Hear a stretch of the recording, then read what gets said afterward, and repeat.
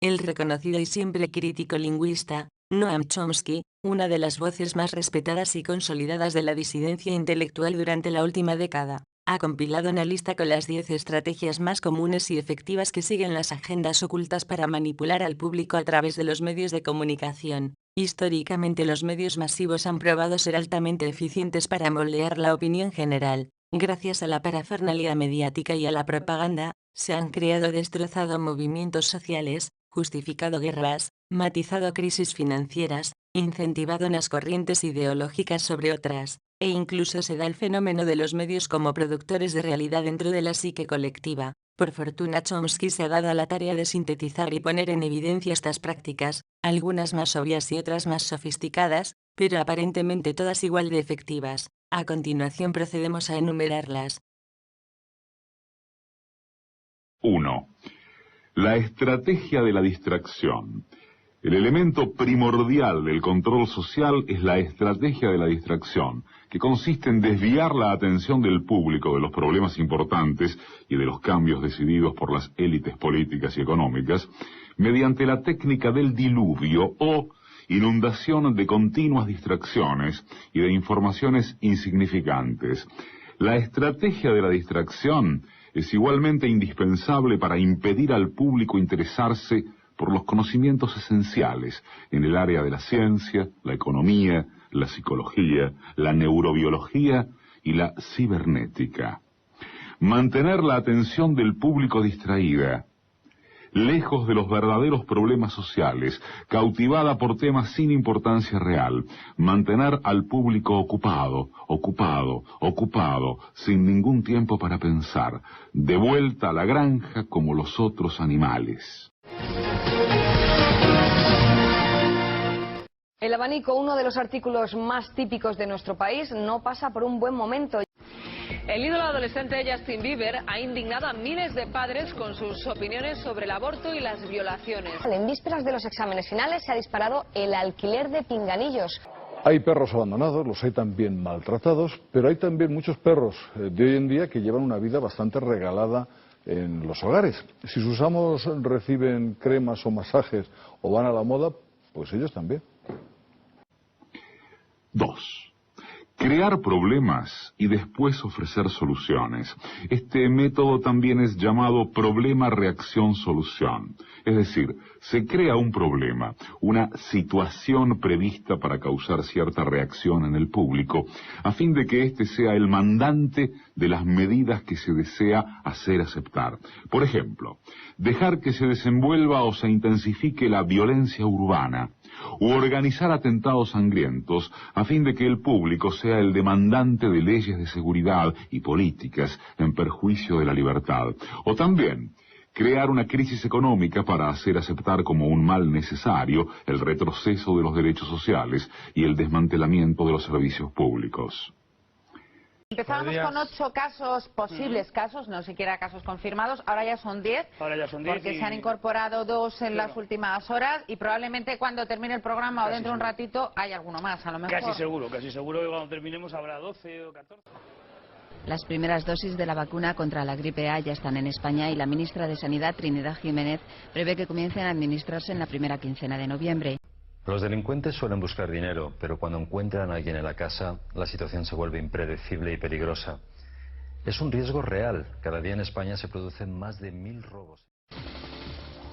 Ni los disfraces, ni los cambios de aspecto, ni siquiera la documentación falsa pueden engañar a esta cámara especializada en atrapar delincuentes. 3. La estrategia de la gradualidad. Para hacer que se acepte una medida inaceptable, basta aplicarla gradualmente, a cuentagotas, por años consecutivos. Es de esa manera que condiciones socioeconómicas radicalmente nuevas, neoliberalismo, fueron impuestas durante las décadas de 1980 y 1990. Estado mínimo, privatizaciones, precariedad, flexibilidad, desempleo en masa, salarios que ya no aseguran ingresos decentes, tantos cambios que hubieran provocado una revolución si hubiesen sido aplicados de una sola vez. Puedo anunciarle que el Gobierno aprobará la reforma laboral el próximo día 16, miércoles, en Consejo de Ministros, se produzca un acuerdo o no se produzca un acuerdo. Y gracias a ello, en 2 años nuestro país habrá reducido el déficit público en prácticamente la mitad, 5,2 puntos del PIB, uno de los mayores esfuerzos de austeridad conocidos que haya realizado una economía desarrollada. El Gobierno no contempla, después de las medidas adoptadas de reducción del déficit y consolidación fiscal, dentro de las que incluyo el techo de gasto para el presupuesto del año 2011, nuevas medidas. Los últimos 4 años ha habido 3 millones de despidos en España y por eso es necesario una reforma laboral en nuestro país. El camino está trazado y cabe confiar en que el Gobierno que salga de las urnas a finales de año, sea del signo que sea, continúe transitándolo en esa dirección. 4. La estrategia de diferir. Otra manera de hacer aceptar una decisión impopular es la de presentarla como dolorosa y necesaria, obteniendo la aceptación pública, en el momento, para una aplicación futura. Es más fácil aceptar un sacrificio futuro que un sacrificio inmediato. Primero, porque el esfuerzo no es empleado inmediatamente. Luego, porque el público, la masa, tiene siempre la tendencia a esperar ingenuamente que todo irá a mejorar mañana y que el sacrificio exigido podrá ser evitado. Esto da más tiempo al público para acostumbrarse a la idea del cambio y de aceptarla con resignación cuando llegue el momento. La reforma laboral es una reforma necesaria.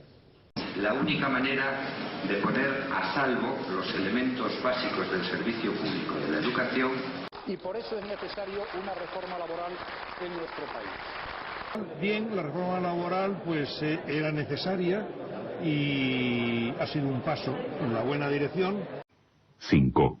Dirigirse al público como criaturas de poca edad.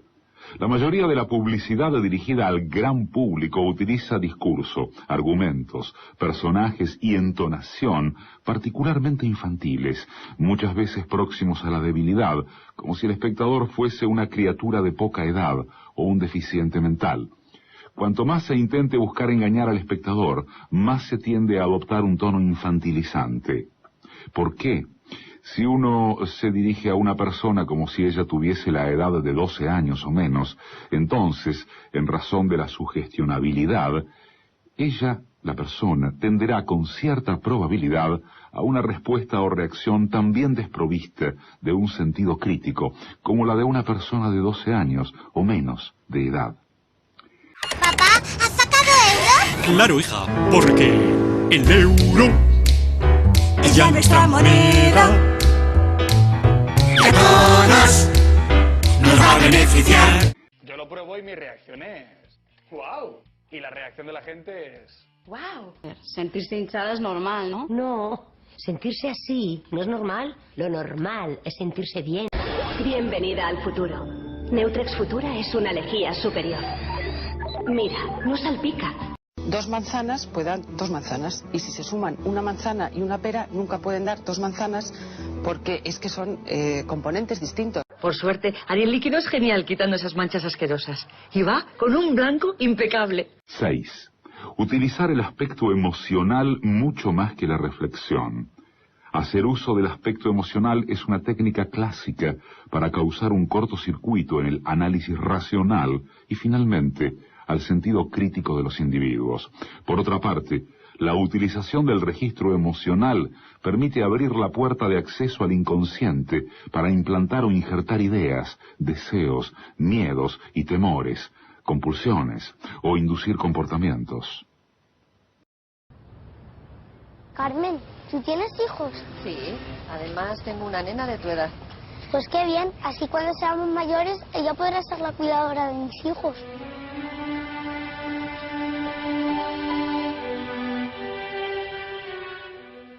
Pasa de mí, no le interesan mis problemas.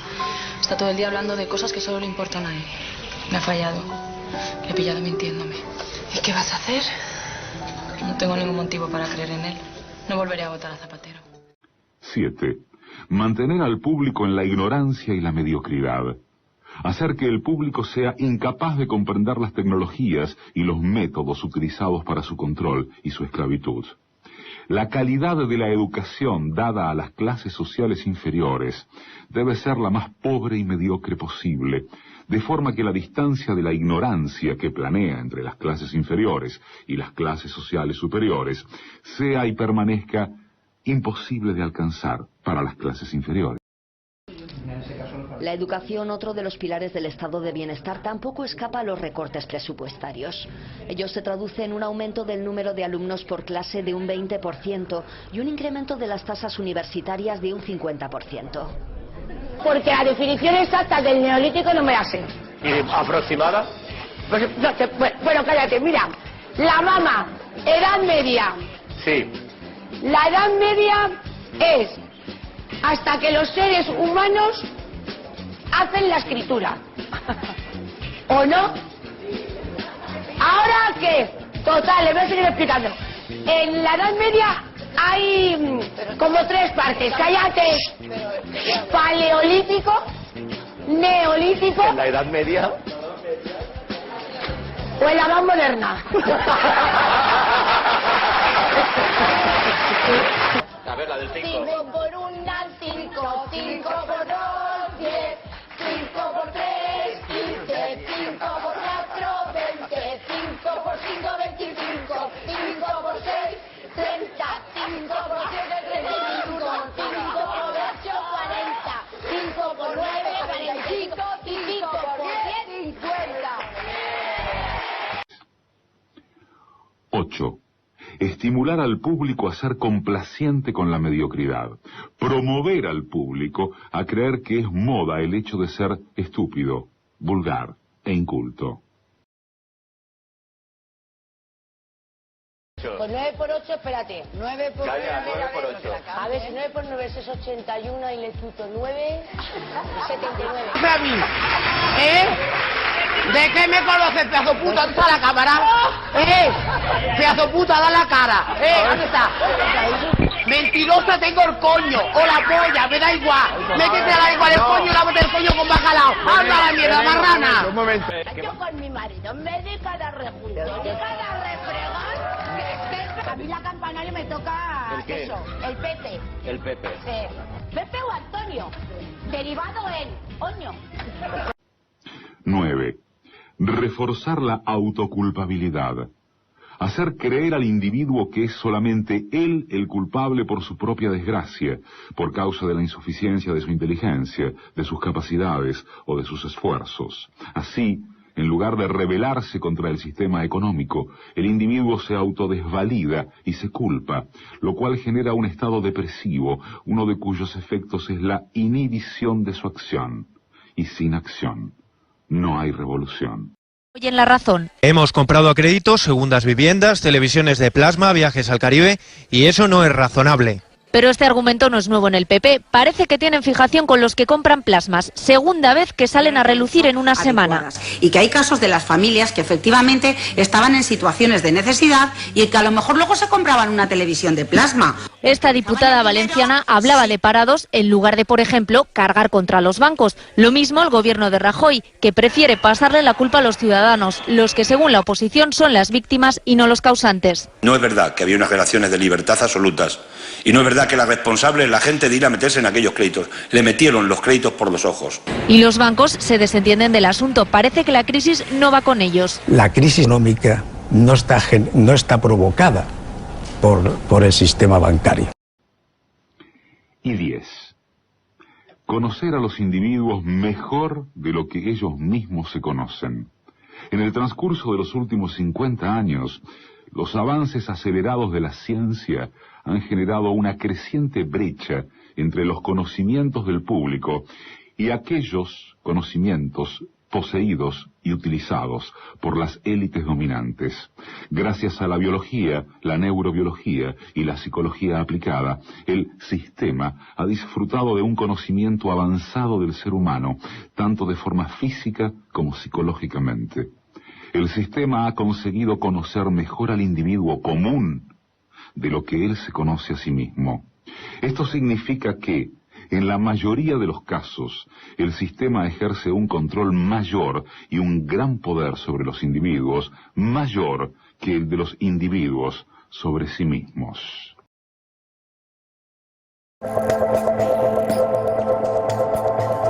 Los psicólogos y los científicos llevan mucho tiempo intentando medir las emociones, pero también los directores de marketing.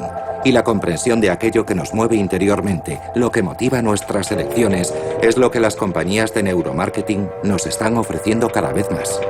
En este experimento vemos que la temperatura de la piel desciende gradualmente desde la marca 80 en el gráfico hasta cerca del 65. Observamos las ondas cerebrales y tenemos 64 sensores. Cada uno de los sensores monitoriza el cerebro 2000 veces por segundo. De modo que en un segundo obtenemos 128.000 puntos de referencia. Imagínese lo que obtenemos en 30 segundos, lo que obtenemos en un minuto. Miles de millones de puntos de referencia, ¿verdad? Con esto medimos 3 parámetros, solo 3 parámetros, con enorme precisión. Medimos sus ondas cerebrales en respuesta a un anuncio de 60 segundos. De ahí hemos tomado 3 componentes, que son atención, emoción y memoria. Y a partir de ahí podemos deducir una puntuación total de efectividad, que adjudicamos al anuncio que acabamos de ver. Como puede ver en el gráfico detrás de mí, cada uno tiene su propia puntuación individual, pero si combinamos los 3 obtenemos una puntuación de efectividad. La puntuación total es muy buena. Entre los 3 componentes tenemos atención, que es muy alta. La atención es el más fácil de capturar, por eso es siempre alta. Pero el perfil emocional sube y baja constantemente, y eso es lo que nos interesa. Si una persona muestra una emoción muy alta, puede producirse agotamiento, se cansa del anuncio enseguida. Por tanto, que suba y baje es muy bueno. La memoria es el componente más difícil de capturar. Si lo consigue, se trata de un buen anuncio, porque la memoria se mantiene muy alta desde el principio.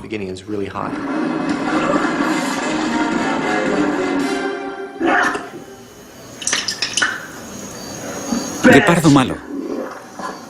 Si conseguimos que la memoria suba, como vemos en el gráfico, que al final sube claramente, eso significa que mostrar la marca o el mensaje al final del anuncio es muy positivo.